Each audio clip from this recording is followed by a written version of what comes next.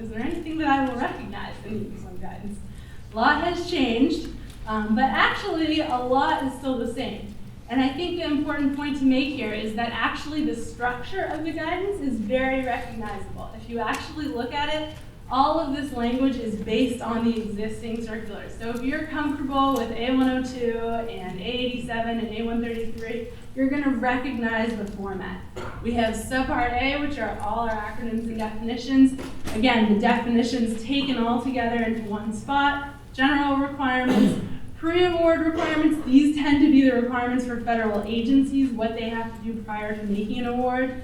The post-award requirements, these tend to be on non-federal entities, what they have to do once they get an award. And these kind of collectively are what we used to find in the administrative requirements A102 altogether. So a very familiar language, unless it's that policy that's changed, a lot of what you'll see is very familiar. Cost principles, this is the melding together of A87, A21, and A122. That structure is very similar. The instructions for negotiating indirect cost rates, which does vary based on type of entity, has been moved to the appendices, so those still are separate based on type of entity, and that language is almost entirely unchanged. Then you have the audit section, almost entirely based on A133. The sections are structured very similarly, so again, almost identical language, except where you have those policy changes. And then you have your appendices, as I mentioned, and particularly the indirect costs negotiation and also the single audit compliance supplement is one of those appendices. Okay, so ready to dive in. Now we'll go section by section, and we'll go through maybe just a few of these, and then we can pause and take a little break, because I know folks have been sitting for a while. So first of all, acronyms. Everyone knows what acronyms are, not too hard to figure out. What's exciting is that this takes all of them and puts them in one place. So a little small victory for the acronyms. Then sections 200.1 through 200.99, these are the definitions. There are 99 of them. Again, what's exciting about these, you're thinking to yourself, really, the definitions, we have to talk about this, but actually, they didn't all used to match across the 8 circulars, so now they do, and that was actually a fair amount of work that went into actually talking about these. We talk about things like grantee, recipient, subrecipient, pass-through entity. These are small words, but let me tell you, it was some work to make them consistent, and now they are consistent throughout. So you will see non-federal entity used throughout the guidance. We don't talk about grantee we don't talk about grantee at all. That really means anyone who touches federal money, whether you're a recipient, subrecipient, we just say non-federal entity. Then it'll say federal awarding agency or pass-through entity. So federal awarding agency, pass-through entity is someone who gets the award and makes a sub-award. Again, this is important because it lays the foundation for that work that's coming through application requirements, reporting requirements, Data Act reporting. This is going to get us our spending transparency and our information efficiency throughout. Second of all, the use of should and must. Now, some of you are probably thinking, pretty sure I know what should means, pretty sure I know what must means. You might think that you do. What's interesting is that actually in the audit community, I know we have a few here, for auditors, the word should really means must unless you have a documented reason why not. So we got a lot of questions because we do use the word should in the Uniform Guidance, and there was a question, do we mean should like the English language sense, it's a good idea but you don't have to, or do we mean should like you must unless you wrote it down why you didn't? So the COFAR has now clarified should means should in the traditional English language sense of the word. The thing about the Uniform Guidance that's so interesting is it touches so many diverse organizations, right? You have your teeny tiny small nonprofit, you have your big state agency, you have your federal awarding agency, and the same rules just don't always apply. There's only so far you can go that's always true. But you can often go that far and then you know what's generally true, but it's just not always applicable. So there are a lot of shoulds in the Uniform Guidance. This is where the COFAR wanted to say, yeah, this is really how you should ideally do it, but recognizing there are a lot of reasons why you wouldn't, it's not a requirement. We'll talk about that when we get to the internal controls section in particular. Moving into the general requirements, applicability. There's a table for applicability by type of award. The important thing to note about this section is that there is no change in the applicability of the Uniform Guidance. So if you're thinking about your organization and whether it applies to your grant, you can think about whether the OMB circulars applied to your award in the past, and if they did, it's likely that the Uniform Guidance applies in the same way. There's no major change to which types of awards are covered under the guidance.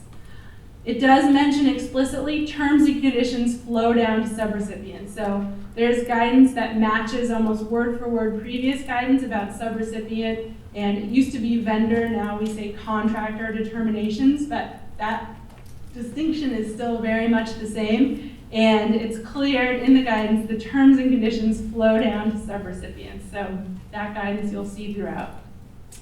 200.102 exceptions. This is where we mention M1317, like I mentioned. So this is one of the big reforms. It's a small, teeny little section on exceptions, but this is a big door that's opening for organizations all around the country to think about how they want to walk through. Right now, it's waivers for innovative evidence-based programs, and that really puts the onus on organizations out in the field to think about what are the challenges in your community, what are the solutions that are working to fix them, and then how can the federal government best partner with you to do that? And it might not be exactly the way the notices or funding announcement are coming out the door. So it gives you that opportunity to propose a slightly different way of working together and let the federal government help partner with that. Effective date, we talked about this one a little bit. Oh, sorry, was there a question? I was going to ask on exceptions. One of the questions I had was how do organizations that would, because of the type of organization they are, not otherwise or would otherwise qualify for certain grants and go after those grants. The example is, how fire departments and EMS services are moving in more towards the medical side. There are all these medical grants, and I think that's where the exceptions may apply. But all these medical grants that are not applicable to fire departments, but are applicable to hospitals and local healthcare agencies. Yeah, that's a really good question. I think that's a really good example of one way this could potentially help.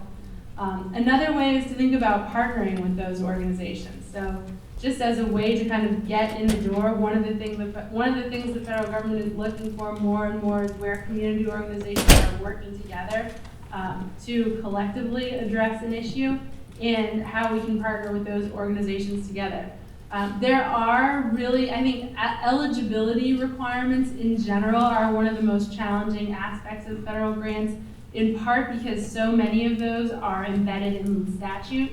When Congress authorizes a program, they'll say this is for fire departments, or this is for hospitals, or this is for people making under $15,000 a year, not realizing that there might be some people making under $17,000 a year that could also really use it. Or, this is for 15-year-olds, or this is for 13-year-olds, and those poor 14-year-olds, get kind of stuck in between. So this is really a challenge, actually, that we see in a lot of different ways across federal grants.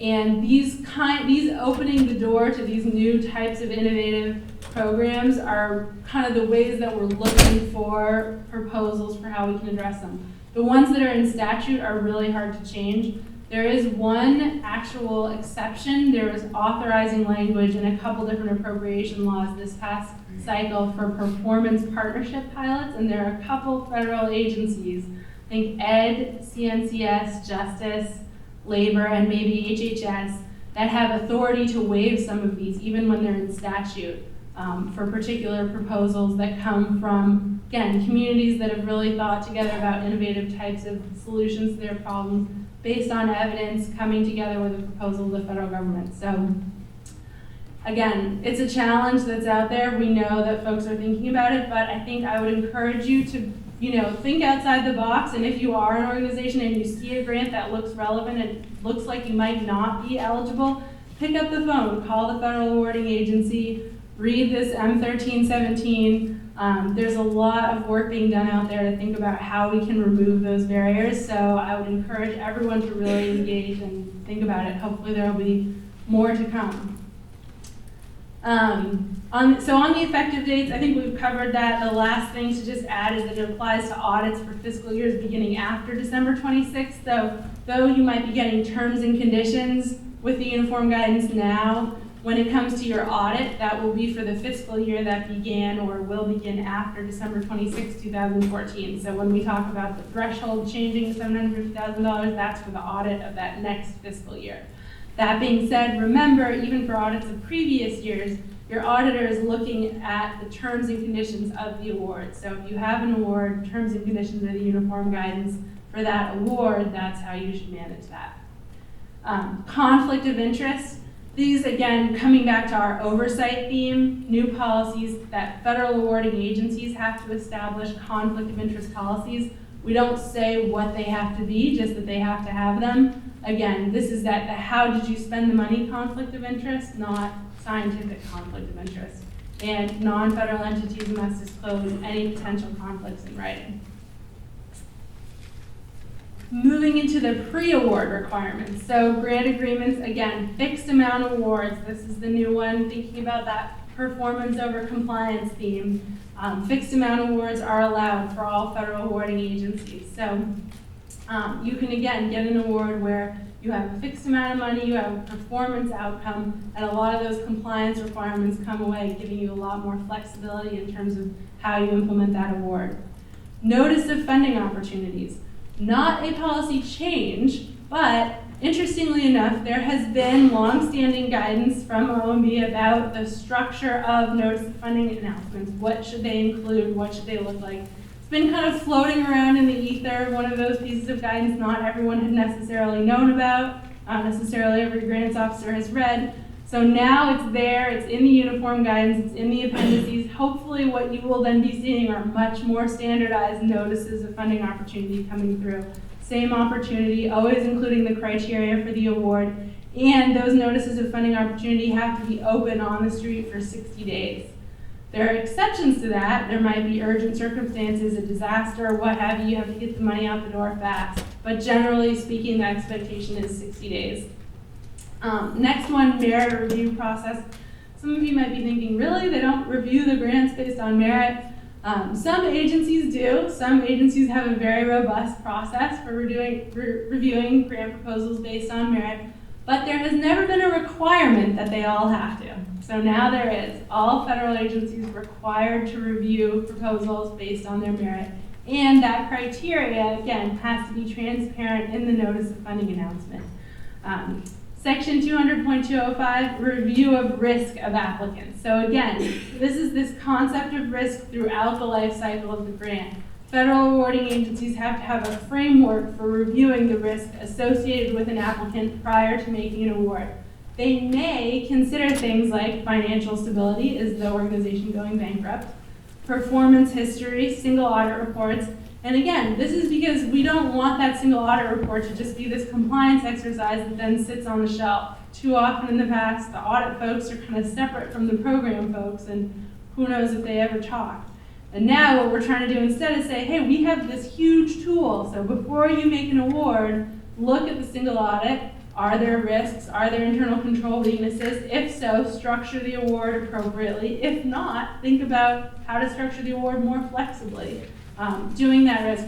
This does not mean there are more information collections coming or that there's a big kind of burdensome process agencies are going to put in place. We don't say anything about how they have to do it. So agencies that have long-standing programs, they know who they're working with, you might not see anything change. It just means that the federal agency has to have a framework in place for thinking about this. Moving into post-award, performance management. Again, using those standard forms, not a change, but this is that flag for OMB standardization of data elements is coming, and you're going to see this throughout the life cycle of the award. Requirement to relate financial data to performance.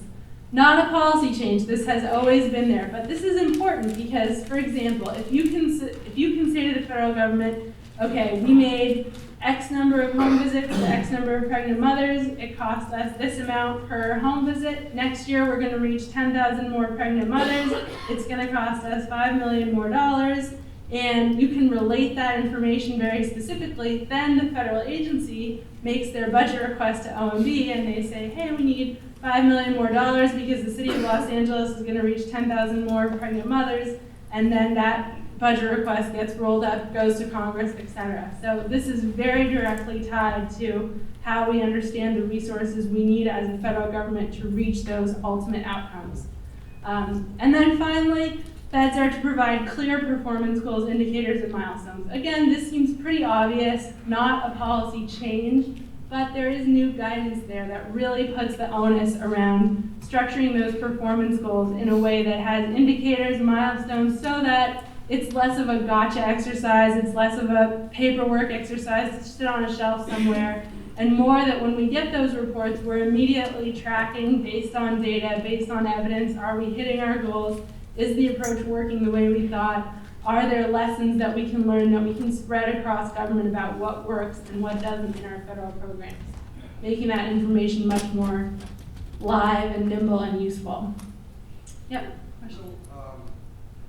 Uniform guidance essentially do away with things like the old results oriented and process and national performance indicators. With us, we here in the state of Los Angeles, some of us have something called IDIS, Integrated Disbursement Information System, which has sort of snowballed over the years from somewhat useful tool to a hammer or bomb. What I'm trying to make is will adoption of uniform guidance do away with all those requirements, or can local government develop outcome standards on their own? Yeah, it's a good question. So the question is, will this guidance do away with some of the performance measurement tools in place currently, and how much freedom does a local government have to develop their own outcomes and indicators? There's two things I would say there. One, this is one of those cases where the uniform guidance, again, because it applies government-wide to everything, is somewhat the lowest common denominator in what we can say in performance measurement. When you get specific about it, the way that you're measuring effectiveness for your transportation programs is probably pretty different from your human services, and probably pretty different from your basic research programs. So the uniform guidance is at a very high level, and federal awarding agencies and pass-through entities actually have a lot of discretion for how they set up those more specific programs. So it really depends on the agency and the pass-through entity in terms of how they want to kind of structure their requirements to meet these goals. The opportunity is definitely there to think about it a little bit more creatively. And to your point about communities setting their own outcome goals, absolutely, there is a big push right now across this administration to really look at programs and really try to think about the tools we have in place to empower communities to, again, articulate their own solutions, set their own outcome goals, work together across stakeholders, and think about how the government can be kind of a better partner. You see that, for example, in like the Promise Zones initiative. I know LA has a Promise Zone award. You see that in the My Brother's Keeper Challenge. I know, again, Los Angeles is one of the communities that's opting into that challenge. There's a number of these kind of place-based initiatives across the administration that you're seeing more and more of that kind of just a little bit reversing the framework in terms of how those goals are structured. And I think you'll see even more of that coming. I think, again, it's really, the uniform guidance itself doesn't go there because, again, this is the lowest common denominator. This is what we can say that's always true. And it's going to be much more kind of bottom up, who wants to walk through that door, because uniform guidance, it opens the door, it sets that framework, but it's going to be very unique to a particular program or set of recipients or a set of intergovernmental stakeholders and partners about how people actually try to do that. So federal government is there and trying to work towards that, but it's really going to require that energy coming from all of you. All right, so the next one, internal controls. This is a really big, again, cornerstone of the guidance. Non-federal entities required to have strong internal controls, must have strong internal controls. There is a must there, no question about it. This is not a new policy. It was always in the audit guidance. Now that's a little bit late when you're thinking about your audit 9 months after the fiscal year is over to say, oh, look, we were supposed to have internal controls. At that point, it's like, well, the money's out the door. So that section has been moved to the post-award requirement. So now when you're thinking about how to manage your grant up front, right about the time you're thinking about your performance standards, you're also thinking about your internal controls. Now there is a should there. Now remember, what we mean by should follow GAO Green Book and the COSO standards. These are government-wide standards beyond government standards for best practices in internal controls. This is the best of the best. Now that being said, these are not requirements. It does not mean that the City of Los Angeles needs to comply with the Green Book. It just means you should look at the Green Book if you're wondering what strong internal controls look like, because this is kind of the gold standard. So that's there, and the COFAR really wanted to put that push towards the gold standard, but it's not a requirement. All right, we'll do one more. We'll do this slide and then let's stop and give folks a little bit of a break. So equipment. This one is similar language to what you've seen throughout. Property standards is one of these areas, and you've seen this for those of you familiar with A102, where we have requirements for the state, and then everybody else, including cities and counties, local governments, follows a little bit more prescriptive of guidance that's actually written out.